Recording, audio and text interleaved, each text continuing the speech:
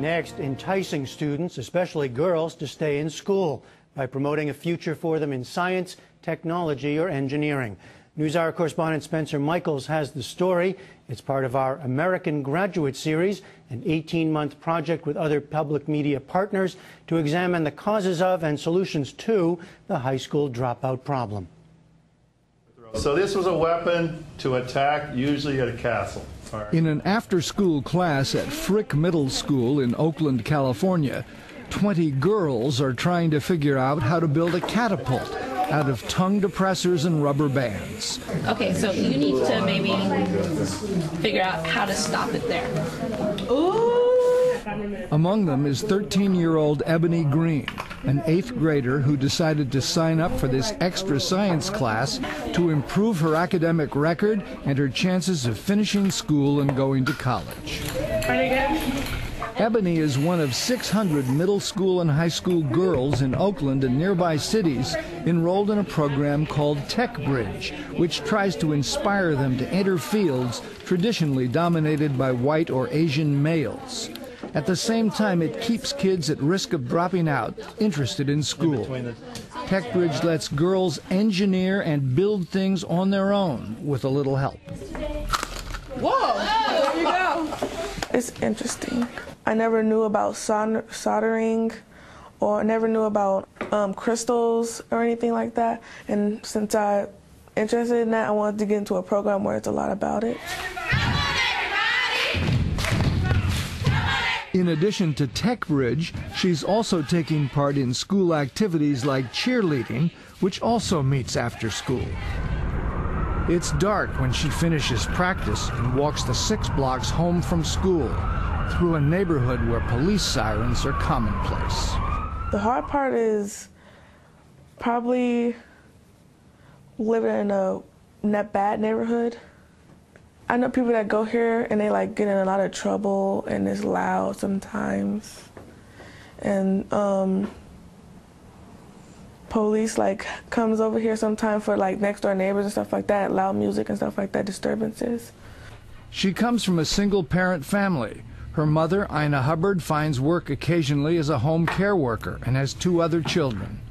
I've lived in worse neighborhoods growing up, so it's not really bad. But she doesn't go outside much, hang out with the neighborhood kids or anything. Ebony does pretty well at school, not great. At home, she has a computer but no internet connection. She says it costs too much. She's frequently late for class, often an indication of problems. When I get up in the morning, I don't get up really early, so I have a lot of time, so I have to rush. And then when I get to school, I get there late. Just go through the checklist. Kevin Eastman, like many teachers in the Oakland schools, routinely deals with children having trouble. Rodolfo, need a pass. Eastman teaches regular science classes at Frick. Once a week after school, Eastman spends 2 hours at TechBridge, which pays him using grant money to hook kids on learning. I think science is probably one of the easiest things to get them interested in. I know I've taught a lot of math, and kids are really frustrated and struggling in math because of lack of skills. I get confused very easily when I'm doing math. So science is a place where we can do some things that are fun, intriguing, challenging. TechBridge is enthusiastically endorsed by Oakland school officials, and Oakland can use the help. It's a city with startling contrasts of wealth, boasting charming hillside neighborhoods with bay views and good schools. Still, 45% of Oakland children don't attend Oakland public schools. The city also contains large pockets of poverty, mostly in the flatlands where Ebony's family lives. Taken together, the city's public schools have an alarmingly high dropout rate. Only about half those enrolled graduate from high school, according to Tony Smith, school superintendent for the last 2 years. I think we haven't designed schools and the education system in ways that really meet the needs of all young people, and in particular children of color, African American, Latino. Kids are being pushed out faster than anybody else, and that plays out then in terms of who's employed and who isn't, plays out in terms of the crime, in terms of the extraordinary murder rate and violence in Oakland.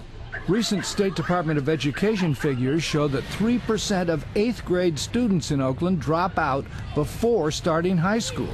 For the superintendent, a major problem is that the students themselves and some educators don't expect much of the kids. When you have patterns in the system of particular groups of kids not taking either advanced placement courses or staying in school or coming in so far below grade level, that people start to expect less and less. Those are issues educators and nonprofit groups have been trying to figure out for decades. TechBridge, one of those groups, was founded in Oakland by Linda Kakelis, who puts a lot of stock in positive role models. A lot of the girls that we work with never think about becoming an engineer or being a computer programmer. For girls from more disadvantaged areas and under-resourced schools, they do have less access to role models. They haven't met an engineer. They haven't met somebody in computer programming who could say what great jobs there are in these fields. TechBridge attacks that problem head-on by taking its girls on field trips to high-tech companies like Google. Companies that are crying out for technically trained workers and not finding enough. Has anybody done any kind of programming at all before? Has anybody used Scratch before? It's a chance to see women at work in science and technology. How many of you have ever clicked on I'm feeling lucky? In short classes, this one is the sophisticated use of search they learn from Google employees. This is a chance for me to reach out to these girls and show them something that's possible for them, a route that could be theirs.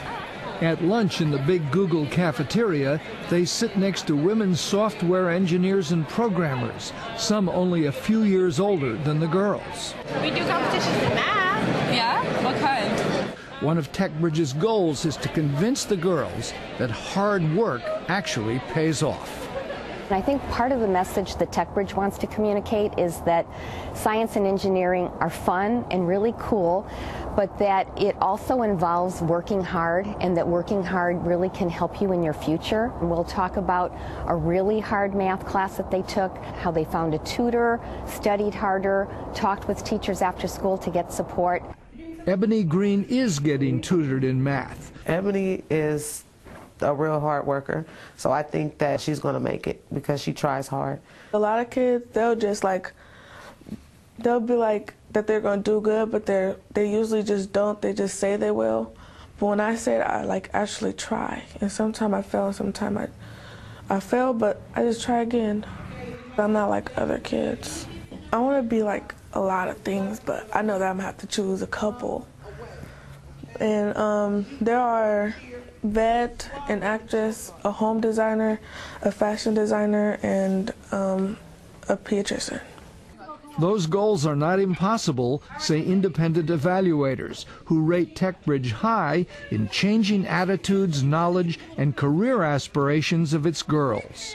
At the Stanford School of Education, the dean, Claude Steele, says that girls can succeed in technology. I think you definitely can get them interested in tech. Even kids who don't have the best academic skills, when they get their hands on something, they realize they can understand it, and understanding it excites them. I think it's going to lead me to go to a scientific college. When I get to high school, I might still be interested in science, and I might be doing really good in it, and I can probably get a couple scholarships. Ebony, working often on her own, has figured out how to build complicated things with her own hands, and that's a source of pride and encouragement. In the last 11 years, 3,000 girls have taken part in TechBridge. For Ebony, the program may be the nudge she needs to stay in school. Spencer's story is part of our American Graduate series.